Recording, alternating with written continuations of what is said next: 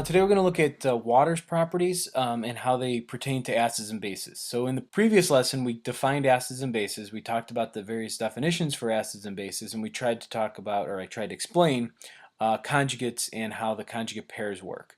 So in this lesson what we're going to look at is a little bit more water, because what happens with acids and bases is they're always going to be taken, we're always going to be working in water. So we need to look at some stuff about water before we go any further. First of all, we're going to look at what's called the autoionization of water. Now water by itself, before we even add any acids and bases in there, is going to have two water molecules that are going to react together. So we're going to have two water molecules in the solution at any time. What's going to happen is that these two water molecules can actually attract each other and kind of react. Because don't forget, water has that hydrogen bonding in there. What's going to happen is these two water molecules are going to come near each other, and this hydrogen here is going to be attracted to this oxygen. And as a result of that, it's going to actually pop that hydrogen off, and this hydrogen is going to actually move over to this one here. And what we're going to see is that is actually the definition of an acid-base reaction. Notice what happens is what I'm left with afterwards is I have the hydronium ion, because I have H3O. What I'm left with is the OH.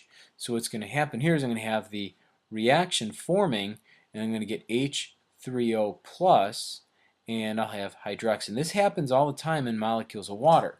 And what happens is there's an equilibrium, because as soon as these are made, they're going to break back down and go into the reactants again. So we have an equilibrium between these two states. This is what's referred to as amphoteric. Now stop and think about this before I define amphoteric, which already right there. We need to look at whether we have an acid or a base. Now if we think of this one as the substance that is losing the hydrogen ion, this would be considered the acid. This would be the one taking the hydrogen, because think about what's happening here. One is losing, the other one's gaining the hydrogen ion. That is a definition of acids and bases. The one gaining is considered the base, the one losing is considered the acid. Okay? And what it leaves behind are the conjugate pairs. Okay? So what we have is water acting as an acid, water acting as a base. Okay? Now, as a result of this is what's referred to as amphoteric. Anything that can act as an acid and a base is referred to as an amphoteric substance.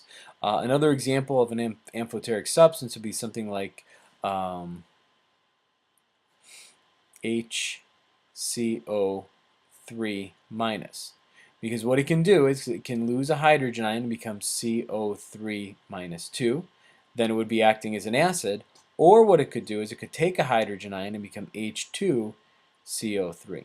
So it has two options. It can either, so this would be considered an amphoteric substance, because in this direction, when it loses the hydrogen ion, considered an acid. When it gains a hydrogen ion, it's considered a base. So therefore amphoteric.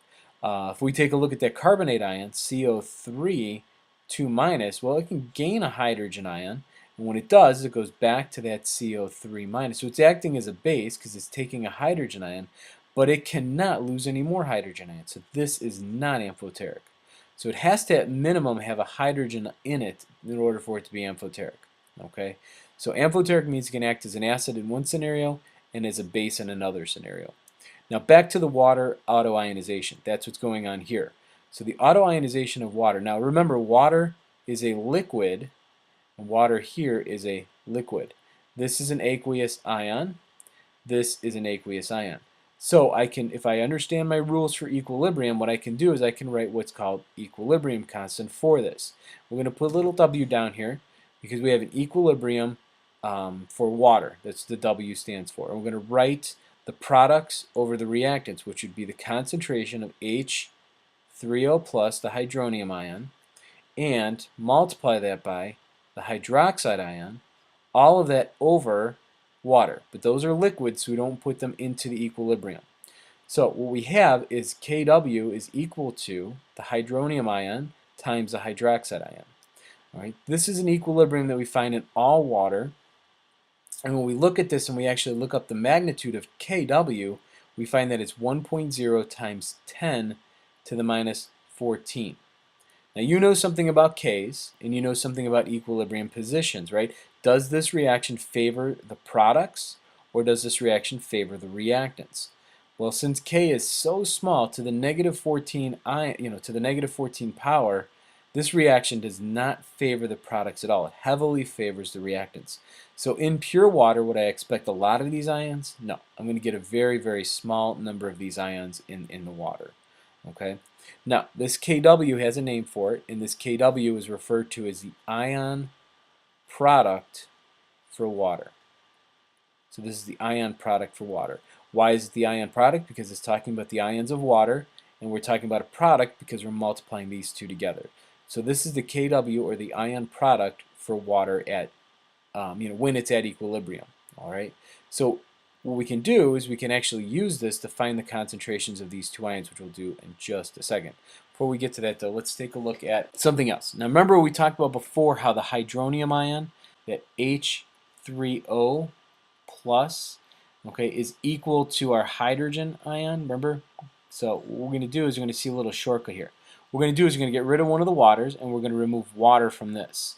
So we can say that what happens with water is that the water molecule, which is a liquid, is going to break up into hydrogen and hydroxide ions. So this is one other way you might see this reaction. So I'm just rewriting this reaction in another format. And when I do that, my Kw is equal to the hydrogen concentration times the hydroxide concentration. So this is just another format for Kw, which is equal to 1.0 times 10 to the minus 14. Okay? Oops. All right, so there's our equilibrium expression. Now, one thing I can do with this, let me erase some of this stuff here real quick,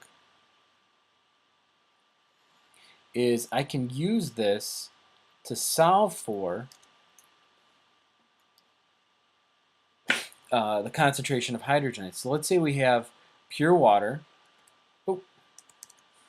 and we want to look at what the concentration of the hydrogen ion is. Now think about it. If this breaks down, I'm going to get one of these, I'm going to get one of these. So however many of these I get in solution, they're going to be the same, aren't they? Wouldn't you say that the hydrogen, oops, let me try clicking the pen here, the hydrogen concentration, the concentration of hydrogen ions would be equal to the concentration of hydroxide. This is in pure H2O, right? Because every time the water breaks down, I get one ion, and it breaks down again, I get a hydrogen or hydroxide. So it breaks down, I get one of those and one of those.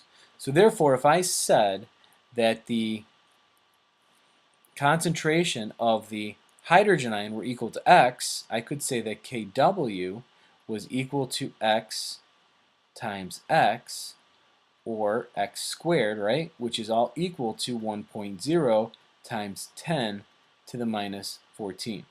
So therefore, what I can do is I can say that X is equal to 1.0 times 10 to the minus 7. And that would be equal to the hydrogen concentration. Since it's a concentration, I'm going to rewrite that with a molarity in there. So 1.0 times 10 to the minus 7 molar. So in pure water, when I have just water by itself, the hydrogen is equal to the hydroxide. That's our definition of neutral, right? Our acid is combining or equal in concentration to the hydroxide. That is a definition of a neutral solution where these two are equal to each other. And in this case, both the hydrogen and the hydroxide are going to have the same concentration. They're both going to be 1.0 times 10 to the minus 7. It's a really small concentration. It's 0.0, with 6 zeros before you get to the first one. So very, very low concentration of hydrogen ions, and an equal concentration of hydroxide would make the solution basic. So what I'm doing here is I'm deriving the definition of acids and bases. In this case, our definition of an acid is really based on water.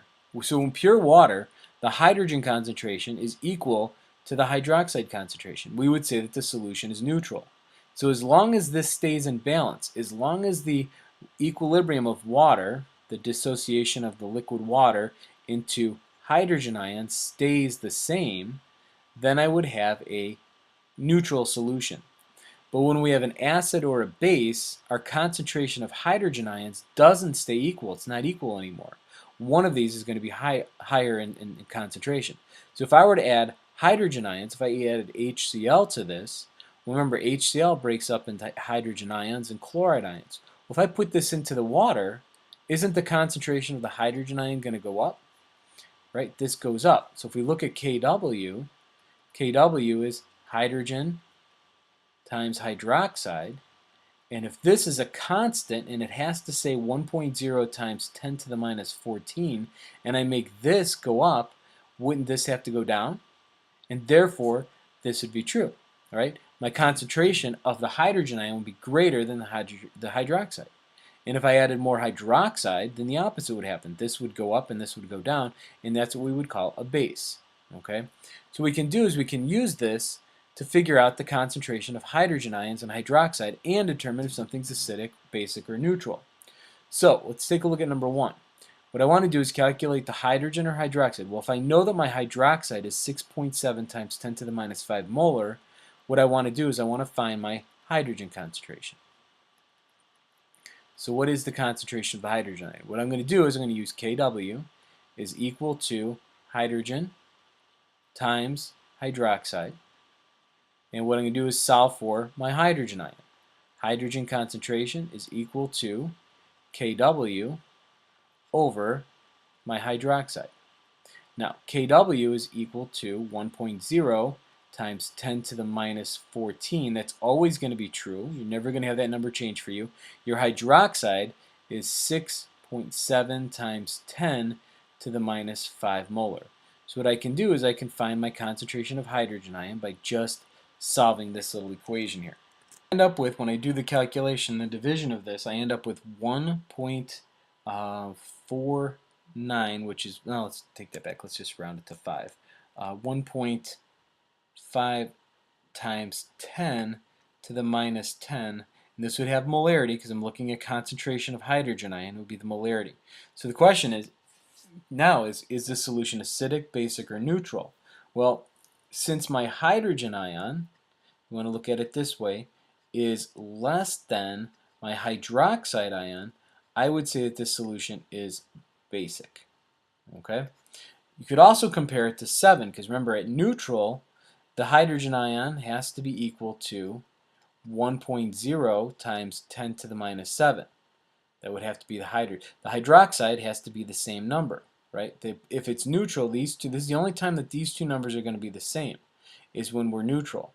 Well, if my hydroxide is greater than -7, the hydrogen has to be lower, and therefore I could also conclude that it's a base. So there's two ways to determine if it's acidic, basic, or neutral. Compare it to 7, or to 1.0 times 10 to the minus 7, or compare it to the hydrogen hydroxide. Notice what I'm doing here is really comparing it to the 7, and that's where pH is going to come in our next lesson.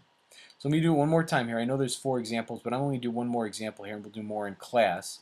So let me erase this, and I'll do the second one, and then I'll take questions in class. All right, so number 2 is I have the hydroxide. Again, I'm looking, let's do number 4 just to solve for the other one, because I have already solved for hydrogen. So let's solve for hydroxide. So I'm looking for hydroxide concentrations. Okay, so I'm looking for the molarity there. I'm going to use Kw is equal to hydrogen concentrations times hydroxide concentrations. So my hydroxide is going to be equal to Kw over concentration of hydrogen ions. Plug in 1.0 times 10 to the minus 14 over my hydrogen concentration, which is 3.45 times 10 to the minus third. And when I plug that in, I can figure out what my hydroxide concentration is. And when I plug everything in, I end up with 2.9 times 10 to the minus 12. And I probably should go 3 significant figures because of this. So if I want to, I'm going to change that. I'll make it 2.90 times 10 to the minus 12, and that would be molarity. So my hydroxide is to the minus 12, and my hydrogen ion is to the -3. So which one is a higher concentration? Clearly my hydrogen ion. So therefore I would say that this solution is acidic. Again, I could compare that -3 to the -7 here and say, well, my hydrogen ion has to be greater than when it is neutral, so therefore it has to be an acid. Okay. All right, so there's two ways to figure out acid, base, and neutral, and you can calculate now your hydrogen concentrations and hydroxide ions when we mix up and have solutions that are not just pure water. All right, so I'll see you guys in class. Thanks.